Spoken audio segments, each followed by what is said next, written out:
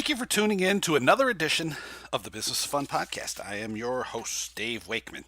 Today's episode is brought to you by my friends at Booking Protect, the global leaders in refund protection. Any listing, any sector, anywhere, Booking Protect has you covered with the world's most comprehensive refund protection product. To find out how you can partner with Booking Protect to offer your customers a better buying experience, more peace of mind in their purchases, and how you and your organization can create a new stream of revenue, visit www.bookingprotect.com, the global leaders in refund protection. While I'm on the subject of Booking Protect, this podcast is going to fall into the lead up to INTIX. And my guest today is going to be my good friend Martin Gammeltoft from ActivityStream.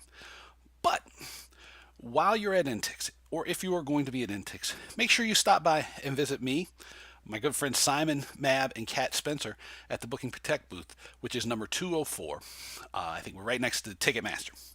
We're going to probably have some games and some prizes, some British chocolate, all kinds of fun stuff.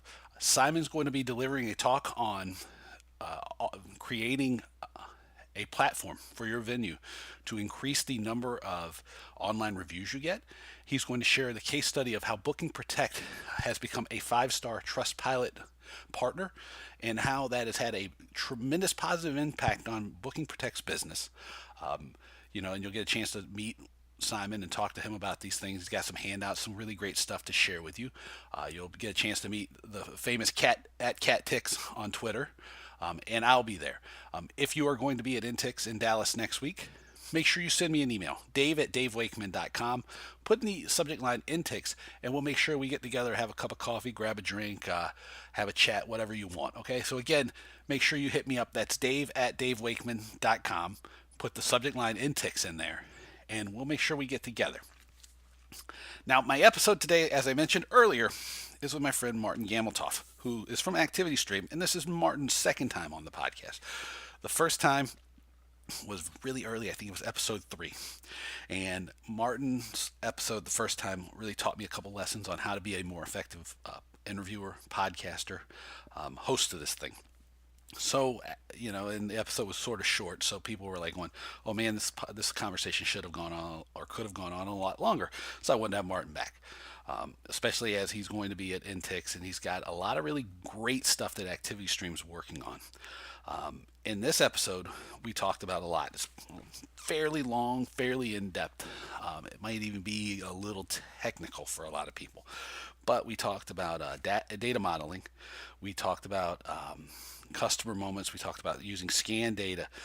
We talked about resale and resale partnerships. We talked about technology. We talked about predictions. We talked about revenue generation. We talked about pricing strategies, behavioral science, optimal pricing, return on investment.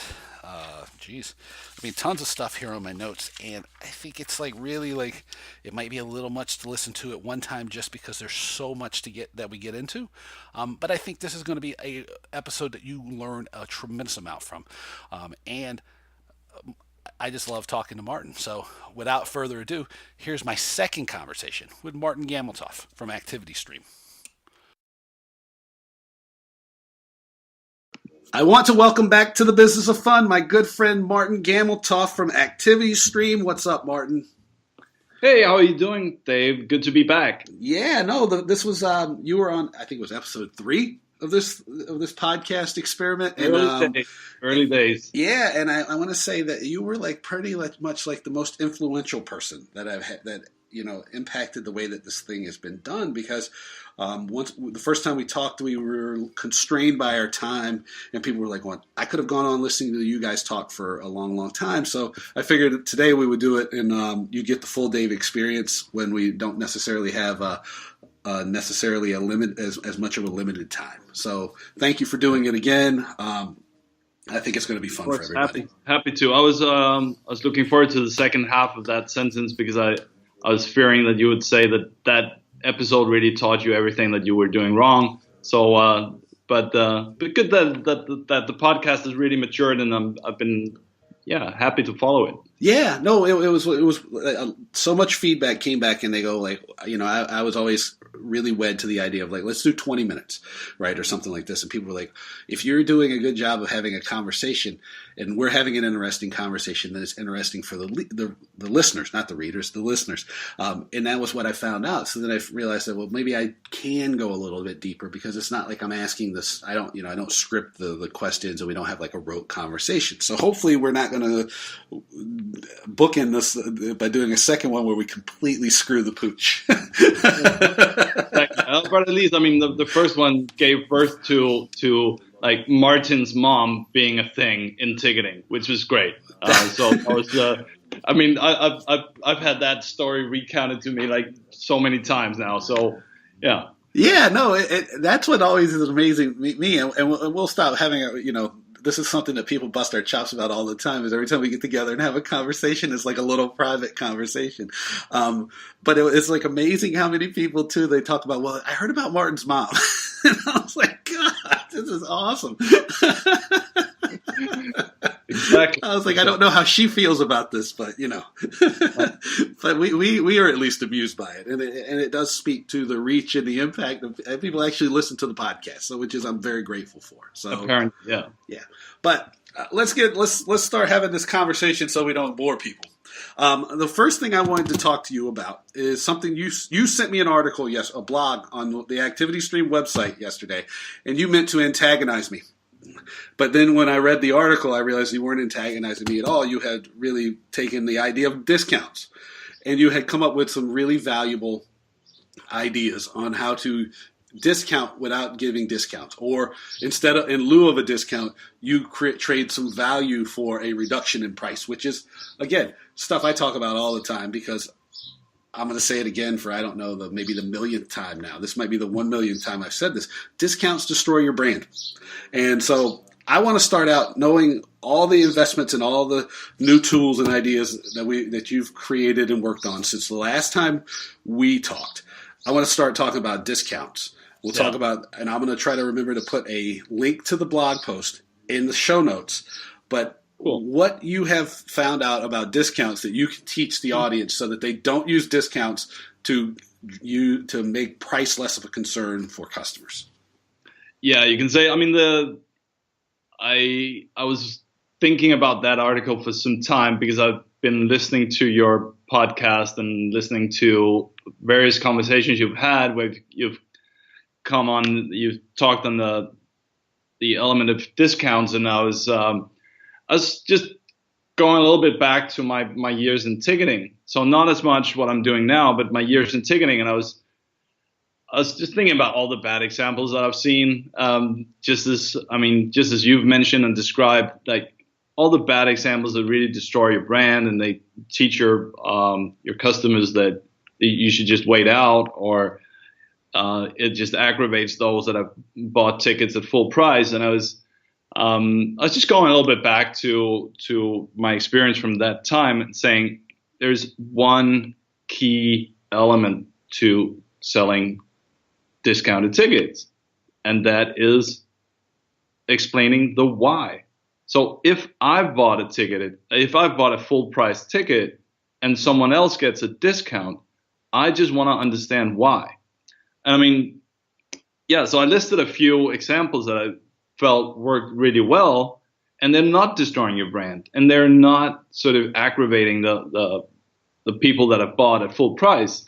And one of my favorite examples is just like saying, okay, what if you make people work for it? So there was the National Theatre in Copenhagen for many, many, many years had a small box office in a central square in Copenhagen.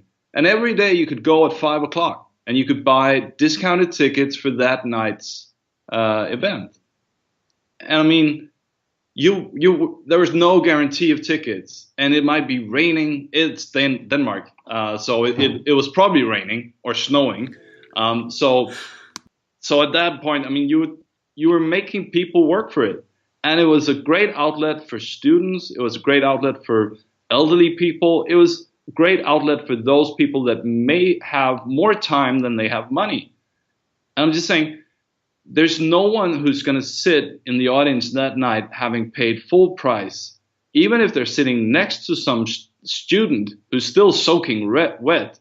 And they're sitting next to a student and they go like, oh, so you stood in line? And they go, yeah, so I got tickets for half price. No one is going to be upset about that kind of discount. And sometimes people would line up and they would just go like, no, it's sold out. So they would have like invested their time and not gotten a ticket. And that's just one of the examples. I listed a few more, but it's all about explaining the why. Yeah, I tend to agree, and it also reminds me of it's a marketing thing for the venue, right? Because as you were explaining this, it reminds me of the TKTS booth in Times Square in New York, right? And it's like, people are lined up for hours at a time, and they don't know what they're going to get when they get there, right? But it's part of the story of their trip to New York, right? Which to certain people, has a certain level of amount of romanticism to it, which I'm sure is the same with the theater in Copenhagen. Is there's a certain mystique and a certain story that goes along with this, and really, the discounting, the way you defined it was, you make people work for it, or you trade value for exposure, value in the form of a cheaper ticket. It's actually from my point of view, which, I'm like probably one of the biggest opponents of discounts going, or at least the loudest, it's a really good think piece for people to go like, well, I don't just have to like panic and say, well, I'm going to give you tickets for 50% off with a coupon like a week before the show, because there's many, many different ways, and I guess the next question too is like, as people are thinking through this, right? Hopefully they'll read the article, they'll digest it, they'll come up with some new ideas. But maybe in the data, in the way like the stuff you guys are working on too, you found some ways that are interesting to help increase the perceived value of a ticket or an experience for people, so that you encourage them to buy earlier. Because one of the challenges I think people all over the world are dealing with, as far as like buying or selling tickets, is encouraging people to spend their money in advance, right? So that way you can smooth out your demand, so you know who's going to be there, so that you understand if you're going to have a challenge selling a show, so you can change your tactics and your strategies to make sure you're not sitting there with a half-empty house, right?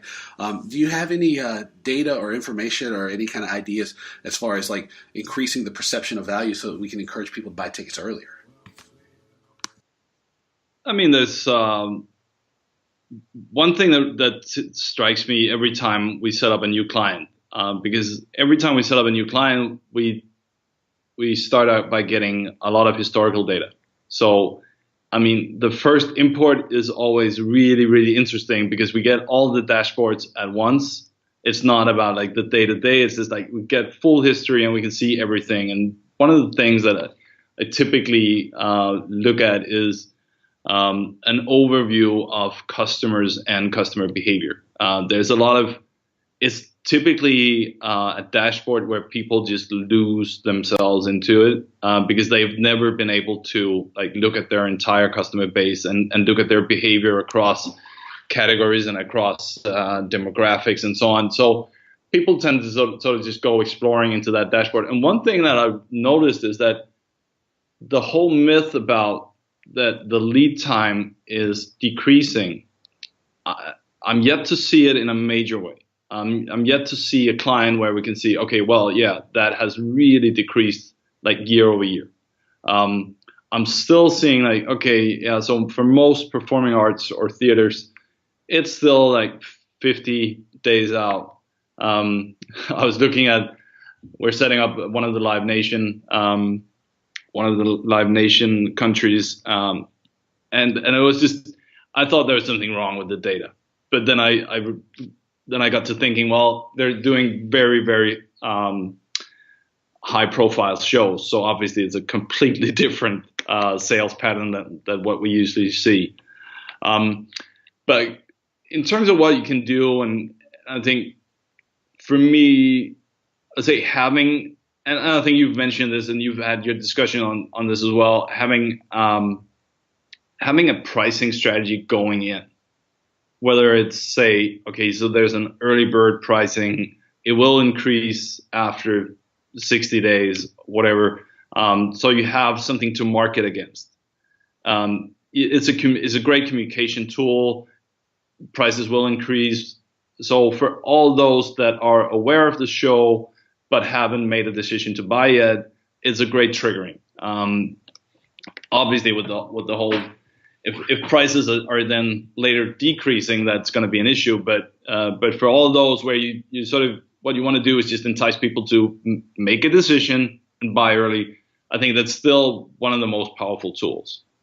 Another thing, I mean, we're looking a lot into pricing these days. So we're looking into if we can see across a lot of data, like what is the optimal distance between prices, like different price categories. Should you have like $5 between them? Should you have 10, 15, 20? Like how big of a distance should you have so that they don't just sort of blend into each other, but actually just, but on the other hand, don't separate that much that people can't find themselves within the price categories, if that makes sense. So that's going to take some months for us, but it's to have all the data in order to get to the bottom of that. But I'm really looking forward to that because I spent so much time reading up on behavioral science and looking at how customers actually behave. So it's really, really interesting to see how data can then sort of make us look at myths and give us insights that we can't just get from looking at one data set. Like if you're looking at an individual venue, you won't have enough data and enough history to actually be able to analyze it. So yeah, those are some of the things. Yeah, no, I mean that's interesting that the myth of lead time decreasing is as bared out by data is false, because maybe one of the questions might be true on an individual venue level, obviously. Mm-hmm. Yeah. But, that's what I was going to say, because then you backed it up by saying when you were working with Live Nation, one of the Live Nation companies or countries, that they were selling different kinds of shows and maybe like more high demand or more hot shows, and their buying pattern was a lot different. And maybe it brings up the question to me is like maybe one of the things that we are doing is like we have been as an industry put stuff on sale way too soon, right? Because people are having to make these buying decisions so far in advance, right? That it's impossible for them to know what's going to happen, 6 or 12 months in advance, right? To plan for, I'm going to go to London in a year, right? I mean, maybe I will be there, but the thing is like, and maybe it smooths out some of the demand, and it cuts the reluctance to discount if you start squeezing that time period a little more. Which I know you want to put the tickets on sale so you can sell them so you have the money, because cash, the cash flow is important.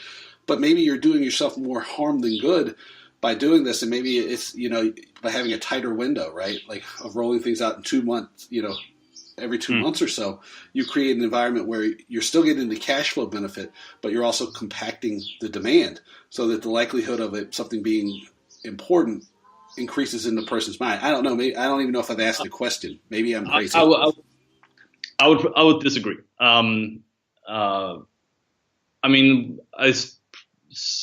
Way back, I was talking to a promoter, and he said like he could just see like the earlier he would put up shows, the more he would sell. I mean, I think when you're talking about like decreasing the sales period and having people like you can do your campaign and you can build your awareness and people will know that they need to act. That might be true if you have a very specific audience that you're talking to them on a regular basis. But and I would just say that like the real world, you don't know when a conversation in an office comes up where people just go, oh, I've never heard of him, and they Google it and they find out that it's on sale, and it might be in 4 months or it might be in 6 months, but it's just some mention in the office at lunch that triggers a Google search, and if it's on sale, they'll buy it, and they won't get your newsletter, and they won't get your email, they won't get your campaign 2 months out from the event. They're just overhearing something in the cafeteria and go like, yeah, I always wanted to see that guy. Is he ever coming to this? I mean, is he ever coming to my city? And they Google it. So I think that to make yourself available for all those little interactions in the world that trigger people to buy. I think in terms of when you should communicate, let's separate the two. Let's separate the two and say, okay, you should always just put things on sale whenever you know that they're happening. And then the communication can be different. I mean, you might want to communicate very early and then like 2 months out. But I think you need to separate the two.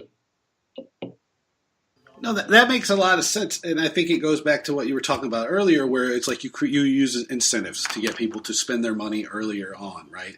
So it's like, let's say we're both Pearl Jam fans, right? Like, so Pearl Jam's coming to, we'll say DC, right? And I know that the tickets are going on sale right away.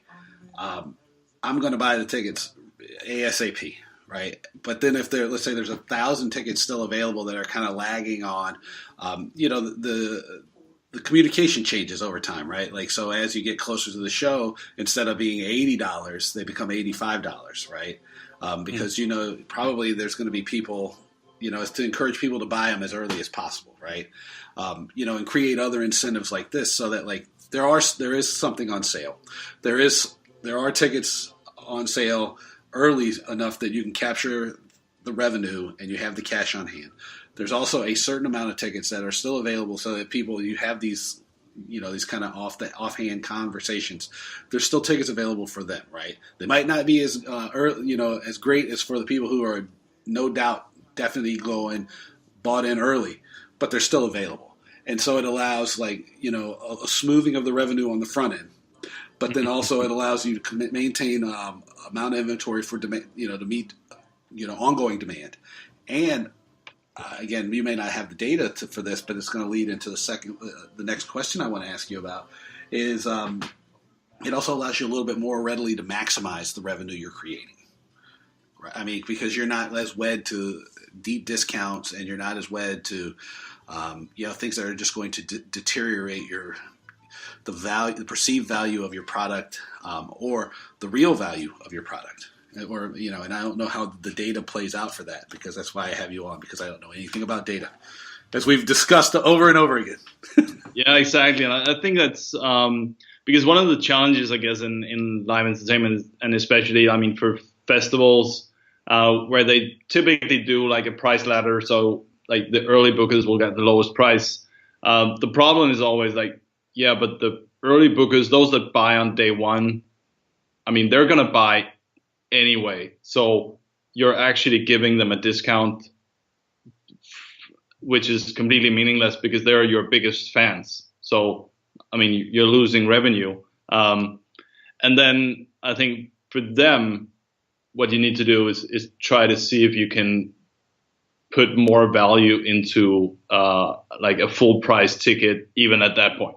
So you can say, okay, you can go early bird price, or you can go and buy this package, whatever is in that, and Eddie better photo. And then you get full price even from the fans that buy early, while still getting your early booking, your early book revenue.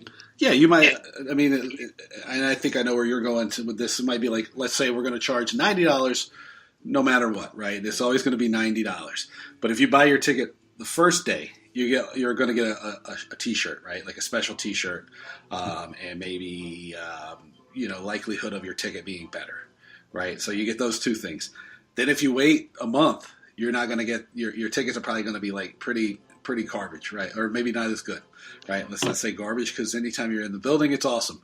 And then if you wait until like the week or two before the show, you're not going to get the T-shirt, and you're probably going to have the worst pick of the things. And those are forms of exchanging value for money, right? You haven't limited your ability to, maximize your revenue. You've just changed the value proposition, right? Because we know that creating a T-shirt, the likely, what is that going to add to the whole thing? A dollar or two, at that scale. So it's really like a nominal cost, but having that money in advance is huge, right? Because you're going to make more than make up for that by having access to the cash. Yeah, I used to ironically say to people that giving like price discounts, that price discounts or price reductions had a very high gross margin. That's sort of a joke for economists. But I mean, if you can put in the discount, as you say, on an add-on product. I mean, one of my favorites was a festival that was, if you booked early, you would get 20 beers, and after a month, you would get 15 beers, and after 2 months, you would get 10 beers. I mean, the beers don't cost them anything. And I mean, for the diehard fans, they would probably just show up on the first day and have the 20 beers, and I mean, they'll drink even more the next day, and or they might forget that they even had them. So I mean, it was a great publicity stunt, and it wouldn't have cost them much, and people probably either they had all the 20 beers and then they had more, or they didn't even drink the 20. So I mean, I like doing the value, the add-on discounts, because they don't cost you as much. Well, it's a discount, maybe. But what it really is it increases, even if it's a discount or not a discount. It's an incentive. Yeah, it's an incentive, and it adds perceived value, right? Like, so it's like, oh my God, I'm going to get to see the show, and my first beer is included, right? Because I know from starting out in nightclubs that the cost of a draft beer, especially if it's like a mass-produced draft beer, back in time, God, if it's 50 cents, that's a lot. Because it used to be like bottles of beer were like 50 to 75 cents, depending on what city you were in. So like, again, this is like nothing, but the perception in the consumer's mind is huge, right? That's why when you see these pricing decisions in the States, where a lot of the sports teams are cutting the pricing of their concessions, it's like, I know the costs of like some of these products, and I was like, well, the fact that you're charging $18 or $20 to begin with is insulting. I was like, you can cut the thing in half, and you're likely to get somebody to buy 2 beers, so you still have maintained your pretty much most of your margin, right? And the perception is like, oh my God, I went and I had a couple beers, not like I had one beer begrudgingly because it was $18, right? It's just the story you're telling. Right, you're probably, maybe even if you're doing it right, you're probably going to make more money, right? And you're still not going to have probably rampant drinking, because those rampant drinkers are drinking no matter what. They're going nuts no matter what you're charging.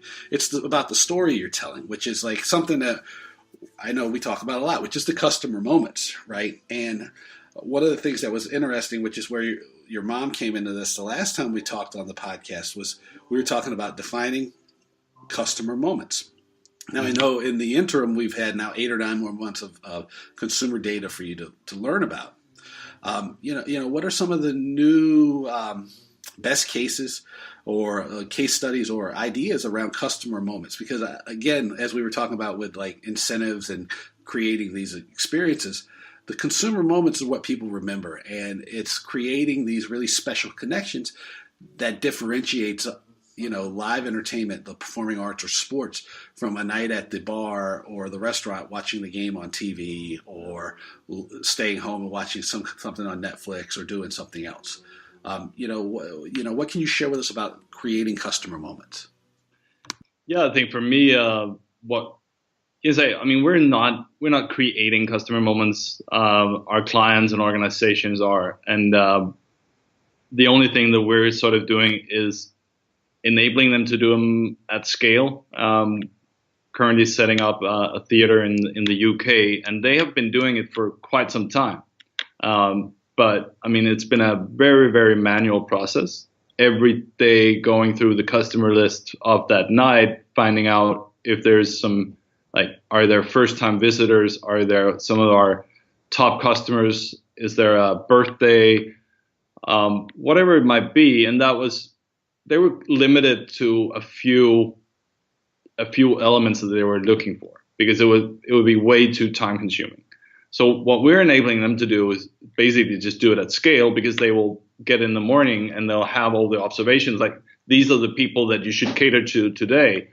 Um, so, and yeah, we're both headed to INTIX in about 2 weeks, and I'm doing a session on customer moments, and it's going to be really interesting because I come from the data side and looking at behavioral science and why this actually triggers loyalty and why it triggers peer-to-peer marketing.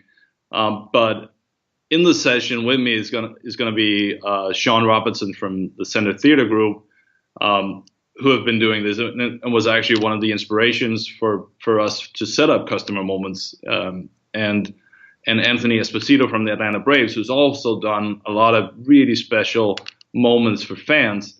So I think now we're just looking at organizations and clients to learn what they want to do and to continuously support them doing more. And yeah, I believe strongly in it. Customer moments are very, very hard to put a specific ROI on, but so it is kind of a belief. And but seeing some of the feedback that organizations get, I mean, handwritten letters. I mean, today, if you get a handwritten letter, that means that you must have really connected with a customer, right? So yeah, so you can say we're just enabling organizations to do them at scale and see like what observations and what customers to cater to. It's very hard for us to say like how you should do it. I think it's very much in your organization DNA. Like if you're a comedy club with a very local audience, you might want to do something completely different than if you're a Broadway theater that has a lot of tourists coming. So yeah. Yeah, the way when you said what do you want to do, that was interesting to me because, and I guess the question is, knowing how the success or failure of a lot of projects depends on how well and how effective you are about framing what success looks like, right? And I know that one of the big challenges that I face when I'm working with my clients is helping them understand what they're trying to achieve, and knowing that the stuff that you're working on can be a little, number one, new to people, right? And it can probably seem a little overwhelming to people because it's so new, and it in some ways it probably seems like way like super, super high tech and like crazy out there, like Jetsons level stuff. How do you walk people through the process of figuring out what they want to do with your tool, and how to put them in a position to be successful with it? Because I know that, if we're not careful, AI falls into that buzzword bin with like all these other great ideas and great tools that it becomes absolutely meaningless because nobody knows what to do with them. Yeah. We typically focus very little on technology. I mean, no one wants to hear about cluster analysis and predictive modeling and AI and all these things, unless you're the data scientist somewhere. And I personally, I'm not that interested in that part of it. I'm more interested in what it enables. So you can say we spend so much time on building a platform that is specifically made for live entertainment venues and theaters and performing arts and sports clubs. And that, I think, is what makes the most of the difference. That people feel that, okay, this is not just a visualization tool that has two axes and a graph of something. This is a tool that is easy to pick up, whether you're in sales or box office or ticketing manager or operations manager, or you're sitting in marketing, or you're the customer relationship responsible. There are tools that are very specifically aimed at the different roles. And I mean, just yesterday we did a refocusing on how a map is displayed, and immediately it just made a whole tool better. And there's absolutely nothing fancy about what we did. It was just like zooming in a little bit more and centering it on the venue, which means that you don't have to center and rezoom as a user. And it's just made a huge difference because people are doing this over and over and over again, setting up specific segments. So I think and you know that it's like there's a difference from the first version of any product to like version 7, because version 7 typically shows you that real life users have been using this for some time, and a lot of feedback has gone into it. So typically version 1 is a pretty crappy product. But if the idea is good enough, there will be early adopters that go for it. And then, yeah, as I think it was Steve Machin who at a conference in Miami a few months back says, everybody wants to be first to be second. And I love the quote because it speaks so much to the industry as well. No one wants to like get all the. No one wants to be the first one in the cold water. No. So, yeah, so that was fun. And then I say, I mean, again, as you enable organizations to do these things, we're just for that theater in the UK that are now working with it, it just enables them to do a lot more, because previously they were doing like 2 hours of data searching every morning. Now they can spend those 2 hours like thinking creatively about how they want to act on those moments. So, and that I think is obviously the fun part, that you can involve the organization and you can have like a brainstorming session and say like, okay, when we have a large group of people coming from far away, what do we want to do? Like, how do we make their experience stand out? Because it's probably a special occasion. Like, how do we accommodate so that the next time they have a big celebration of something, this is the venue that they return to. So actually, when you say that it is tough to quantify the return on investment of these moments, it's not. It's because it's like the intangible value is huge, right? Because number one, it reduces the stress that you have of trying to search through all this data for 2 hours a day, right? So that takes away stress. It also helps changes the value conversation you're going to have with the people you're trying to help. It also extends your ability to have positive conversations with more people because you're not spending 2 hours culling through the data. And then from a tangible side, right? That's 2 hours of staff time across how many people that can be dedicated to more high value endeavors, right? Which is like, instead of like figuring out who to talk to, I can spend 2 hours figuring out what to say, how to wow them, which of course. Actually, I mean, to me, that's a tremendous return on, like, easily, that's clear, like a clearly definable return on investment. I mean, but I guess maybe that's just like a sort of, that's a professional. No, but my point was just like, for a theater to start doing customer moments. Yeah, that's like, you don't know if that's going to pay off.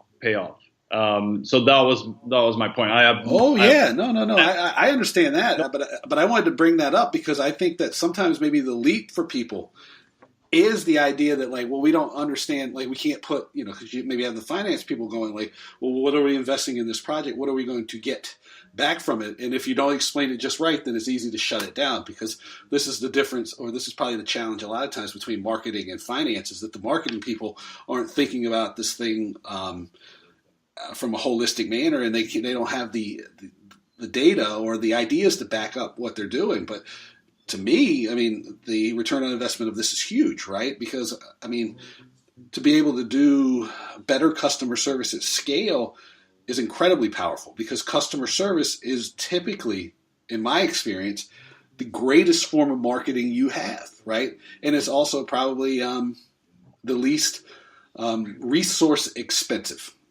It's not cheap, because doing the right, doing the right thing is not often the cheapest way to get there, but it often can be the best form of marketing. Yeah, And what you're completely talking about agree. is And I think that's fantastic for probably, that.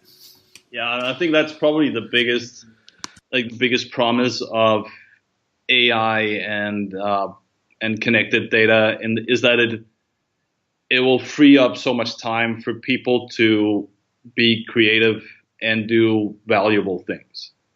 Because I mean, it is the same person who sets up customer moments, but it's the same person who starts her day like digging through Excel sheets and reports from the ticketing platform and tries to like figure out who are my targets today. Um, and it's just, that is a little bit mind-boggling that it's the same person. I mean, she's probably really, really good at setting up customer moments, being creative, and making lasting relationships with customers. But she starts every day spending 2 hours sifting through reports. And So likely I'm is going to take that time away and just have her be creative 8 hours a day. right. And I was going to say too, if like she's spending all this time culling through data and digging through reports, it's probably draining, because if she's like super creative and really energized by making connections and building relationships, this going through the data thing is probably going to be, it's going to be taxing her reserves of being able to do the really, really important work of building relationships and building connections. If I'm not mistaken, I mean, if she's anything like, if the example person is anything like me, right? If how can I make this stuff easier so that I can go Yeah, deal with people? we do get that. I mean, sometimes we have conversations with people and we go like, okay, yeah, so but how much time do you spend a week like setting up ad hoc reports for management and so on? And sometimes we'll get like, yeah, I spend maybe 4 hours, and we go like, yeah, but we could take that down to 5 minutes, and we will get people who go like, yeah, but I kind of like it, and go like, oh, yeah, this is. That I can't help you. Is there someone else I can talk to? If you like it, if you like being beaten like with a cane, I can't help you. You're gonna continue to do that. So we get yeah, that's from talking to a lot of different organizations. You get some really funny conversations sometimes. Yeah. Well, now I want to shift probably direction tremendously now here, and because one of the other things that you sent me a note about before we started doing this was you talked about the resale market, and this is a point where like a lot of the theater folks and all the sports like primary side people can probably tune out. Maybe they don't want to. Maybe they want to listen to this because I'm curious about it, because there's a lot of brokers and a lot of people on the secondary market that listen to the podcast. I wanted to ask you about the use of AI as far as like helping either maximize resale or help doing resale more effectively, or how it can make the partnership between the primary and the secondary market a little more valuable. Because at least from my point of view, which maybe can influence a little bit of a back and forth, is one of the challenges that the resale market deals with, and one of the reasons that it gets an extremely bad rap is that thing we were talking about earlier, where if all of the incentives are to wait, we're just driving the price into the ground, and it hurts the brand because it makes it seem like the ticket's not hot, the event's not great, whatever it is. Mm-hmm. How does AI influence the resale market, or how can it be a tool to help the resale market? And all that other stuff that I just brought up. Okay, so that was a long-winded question. Yeah, I think it's, and I'm gonna go for a really annoying answer, saying we'll see, because I think what's really happening right now is that we're for the first time seeing those two data sources being brought together. It might be that some primary ticketing companies are now also doing secondary, as we see with the flash seats on AXS. And we'll see some that want to display that even on the primary ticketing site. They will see like these seats are available on primary, these seats are available on secondary. They might want to show it in the same, which is, I guess, great for the customer, because it means that you can see that you can get better seats, but they might be higher priced. and that means that for the first time, of course, there will be some major organizations that have brought their primary tickets, ticket information, and their StubHub data together, and have started to look at that. But like in a major way, we're now seeing how we're connecting those data sources in real time, and we'll see that will give us a lot of different insights, and it'll give us a lot of like new triggering, and the AI will start learning from like very, very different sales patterns from what it has been trained on. We'll see, yeah, I mean, we will see events that haven't been sold out, but where some specific sections are like being resold. Due to, I mean, it could be that the seats are just that much better. Again, going back to the value of a seat. But so, yeah, it is going to be a kind of a boring answer because I mean, that's for me one of the big things of 2019 is that we'll see. I expect that we'll see, like people are just going into this going, like, some will say, yeah, let's just put it up to the customer that they can see both both primary and secondary. Others are going, no, hide the secondary. We don't want to display that because we want to sell out the primary, and then they can go to a different site and look up the secondary, what's available. So now people are just going in and making decisions from, I think, well, personal beliefs, or like, I don't want to be that kind of organization, or that's hurting this. But we don't really know. We don't really know if like this. So displaying tickets that are on sale on secondary, like, well, if the customer had gone in and had bought like primary tickets, but like at the back, like was that what's going to happen, or was he just going to leave because there weren't any available good seats? But now he sees that, hey, there are seats in second row, so I want to pick those up. They're on resale. I don't care. I'll pick up I'll buy with the markup. And I think how that also like enables us to tag customers based on the connected data. We'll see some that typically just buy very late, but don't care about a markup. They still want the best seats, but they buy very late. Right. So we'll learn a lot, I'm sure. Yeah, there's one thing that was interesting to me too when we started thinking about this, because I think I told you probably 2 years ago now that I was like, I see the utility of your product being extremely valuable to the secondary market. And one of the things that you brought up earlier when you were talking about the customer moments, and we're talking about how people can use you get reports, they'll tell them who their customers are and what to do.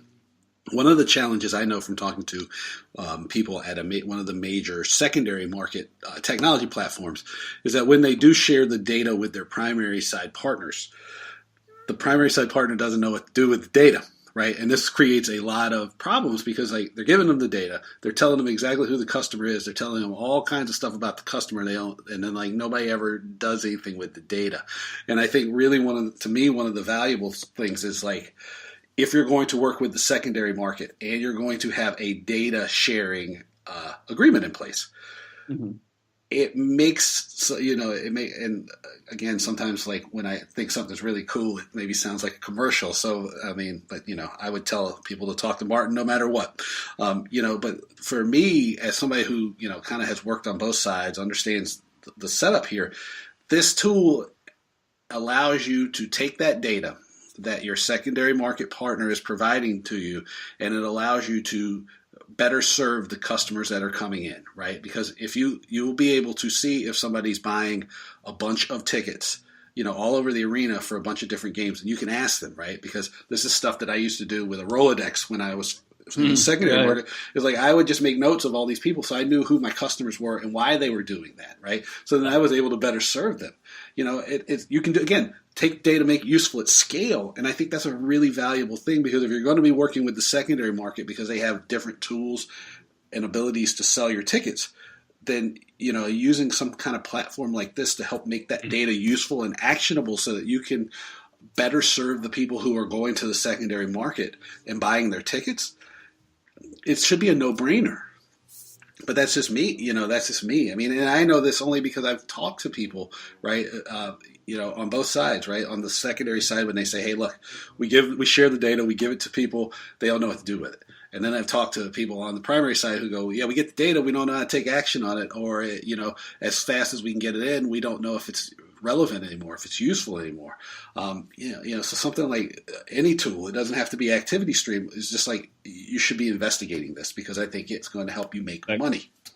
no, but another thing, yeah, it doesn't have to it doesn't have to be our tool. I think there's just so much happening on like intelligence as a service. Like as you say, I mean, if you give even major organizations, even sports clubs with a huge budget, if you give them like this is your scanning data or this is your resale data, well, the time and effort that it would take just to ingest it and then let alone learn from it and like continuously learn from it is just it's just not doable. So I mean, what's the timeline look for like somebody ingesting all that data? I know you said like an onboarding process for somebody working with you could take a month or two in some cases before you can really get the data rolling and actionable. So, for somebody who's building it from scratch, what's the timeline look like? I mean, optimistically, we're talking a few years. Yeah. And I mean, and I think for me, the biggest difference is that when we go like a few years, that would be maybe ticketing data, a bit of customer data, and for the most ambitious ones, I've seen some that are going and looking at scanning data and resale. But that's typically where it ends. Right. And I think, I mean, and one thing is like looking at your scanning data and ingesting it and so on and putting it into a data warehouse. But that's the boring part, and there's not much value created in that. But as soon as you start connecting it to your other types of data, I mean, we're currently doing a few projects with specifically aimed at scanning data. And people just go like, okay, so this is an information about this ticket was scanned at this gate at this time. Like it's very, very simple data, and in itself, it's extremely boring. But if you start using that, like your operations manager can see where the gate load is. When you match it up against the demographics, you can see that, okay, people that are coming from for the first time from far away, they typically show up very late. Are we not informing them properly? And we can tag people up and say, this person is an early arriver, this person is a late arriver. And knowing that an average fan puts $8 in revenue per hour he's in the stadium, I mean, you can invest quite a lot of money in taking that segment of late arrivals and trying to change their behavior over time. Like entice them to like, did you know that there's a family zone? Did you know that an hour before the game, we have this warm-up session where we all sing this song, or we have the team come in and say hi, and all these things are happening, and we would really like to see you or have you experience that. I mean, if you can just take, and you're not going to, so we have 10,000 people that are typically late arrivals. You're not going to change the behavior of 10,000 people, but if you change the behavior of 500 people and they pay an extra $8 per person per game, that's a lot of money. So sort of learning from something as simple as when was this ticket scanned, but mapping it back to the customer demographics and the transaction data, that just unlocks so much. And I mean, I've spoken to an NBA team that have been going into this, and they've learned a lot, but they're still just, I mean, typically there's a sort of a glass ceiling, or there's a limit to what people can achieve when they're doing it by themselves, because they're not, I mean, you won't have like one data analyst that can do everything, that can do like both bring the data together, wash it and create a unique version of the truth, and then do a great solution on top of it, and then start applying like cluster analysis and trained AI models. You just won't have that in house. So that's that I think is why we're seeing more and more of these as a service companies pop up, because they solve a big problem, but at a completely different cost and at a very different risk. Because I mean,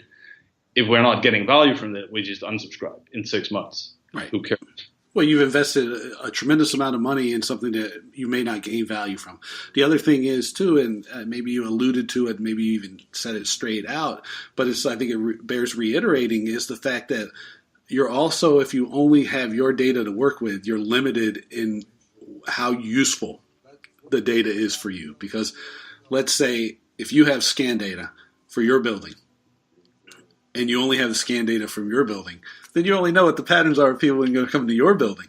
But if you have access to scan data, and the algorithm and all the things are built based on all the venues in your community, or all the people, or lots of people in your industry, right? You can look at, so you get better insights, because you can go like, well, hey, look, if my if I'm in DC, right, and everybody's arriving in the last 45 minutes before the puck drops for a Capitals game, right? Because, my Lord, I try to get there early because, like, the crush at the end is brutal. Maybe all of a sudden I look at, across the NHL at the scan data, and I go, well, the average NHL person, fan, gets into the building on average an hour before the game starts, right? How can I create that environment? Because, again, like you said, maybe they're spending an extra $8, and $8 across, let's say 10,000. If you get 1,000 people in, right, that's $8,000 extra dollars, right?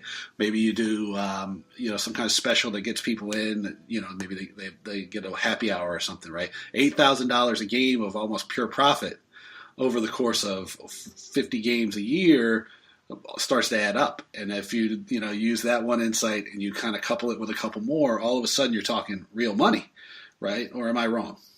You're talking a lot of money, yeah. And it's like, I don't think that's why you're giving the marketing team a lot of new angles, because typically if they're just selling tickets, it's a very straightforward communication. It's very repetitive.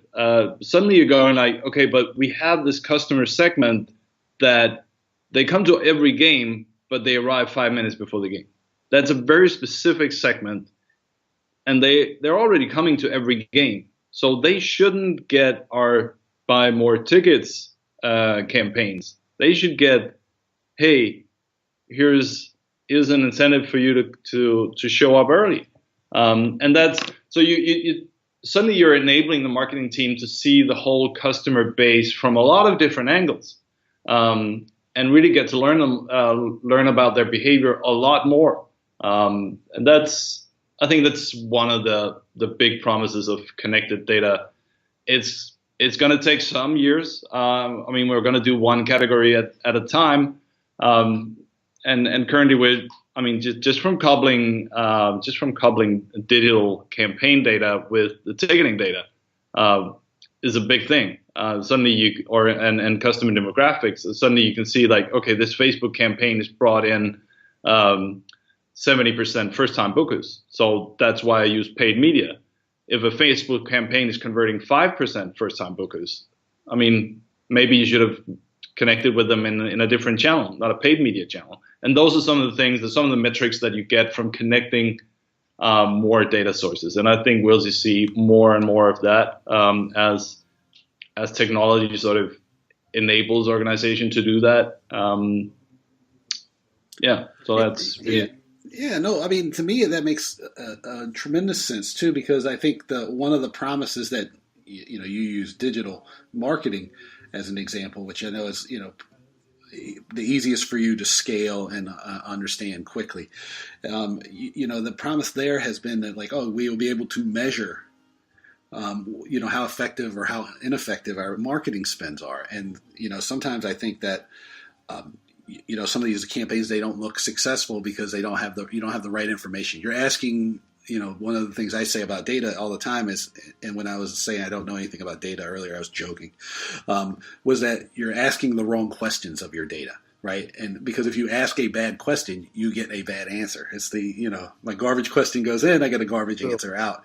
And I think that one of the valuable things of something like this is that if you use, connected data and artificial intelligence, what ends up happening is that you have another partner, and you can tell me if I'm wrong after I finish this, in helping you ask better questions to better serve your customers, right?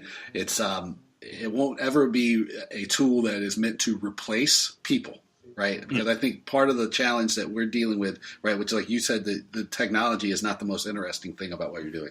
It's the ability to free up people to do their jobs better, to be more effective. And I think the valuable thing here is having data or intelligence as a service. It's another partner to help you be able to do the things only people can do, right? Which is like connecting with customers, creating these fantastic customer moments that, encourage devotion and, love for the event, and continuing to reiterate that. Maybe I'm wrong, but I think one of the big promises of the technology is that we went really fast from having too little data to having way too much in the organization. So now, so like 5 years ago, it was all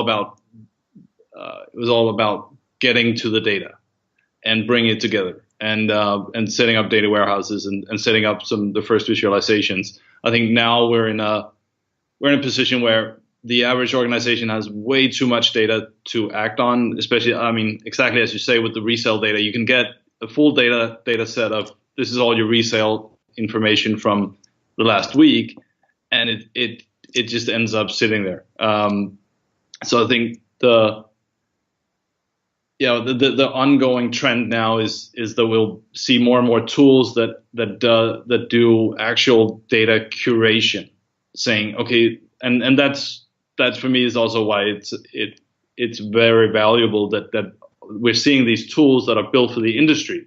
They're not just visual. They're not they do air quotes and say like they're not dumb visualizations.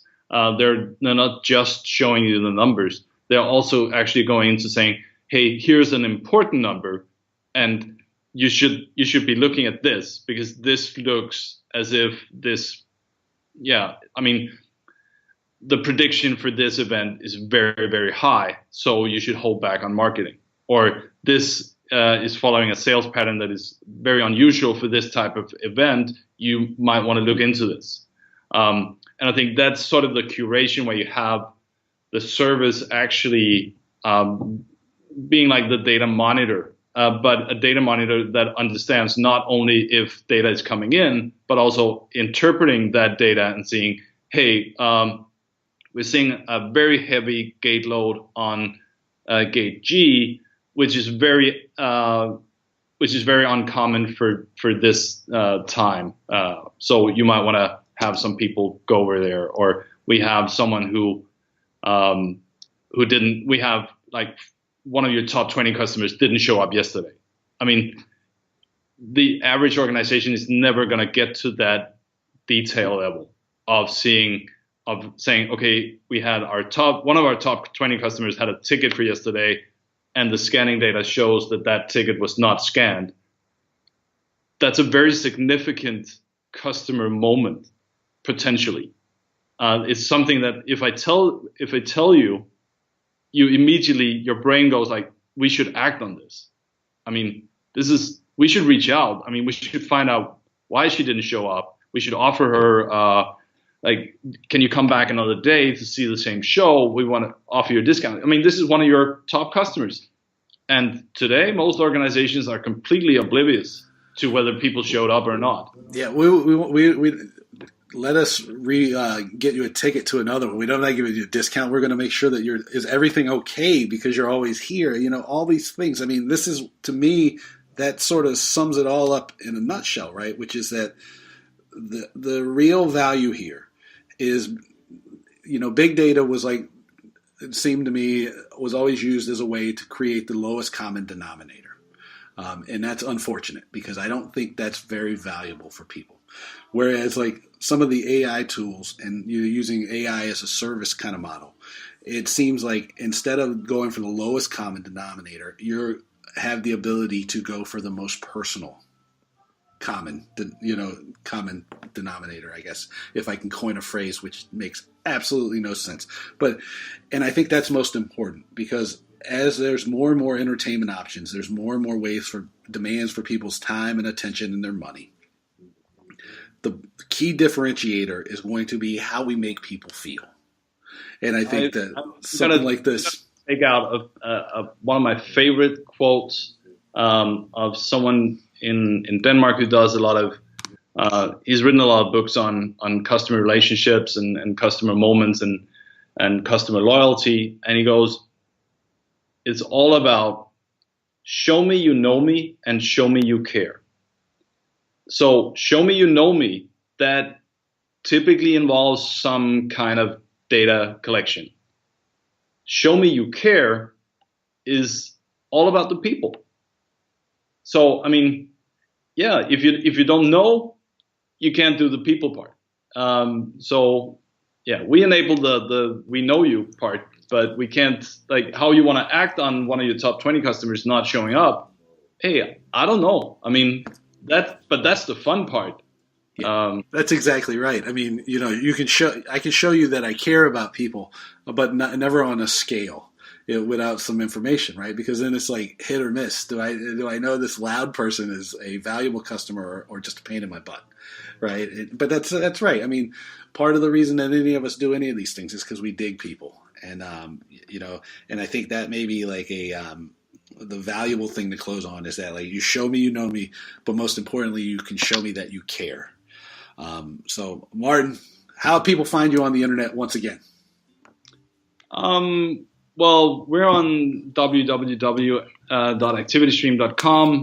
I'm on LinkedIn and Twitter. It's probably going to be mostly about football, my Twitter account, but and that's the European football. It's probably going to be about Liverpool. And sorry to hear about the injury of Harry Kane. I know you feel strongly for the Spurs. But yeah, sometimes that might be a relevant blog post. So yeah, look me up. Yeah, I would definitely tell people to check out the Activity Stream blog. There's some really good stuff there that gets put up, just like the discount piece that I'm going to try to remember to link to. Martin, thank you again for doing this. Always a pleasure. Thank you. And I'll see you soon. I'll see you in Dallas. Once again, I want to thank my guest, Martin Gammeltoft from Activity Stream, for taking the time to speak with us on the Business of Fun podcast today.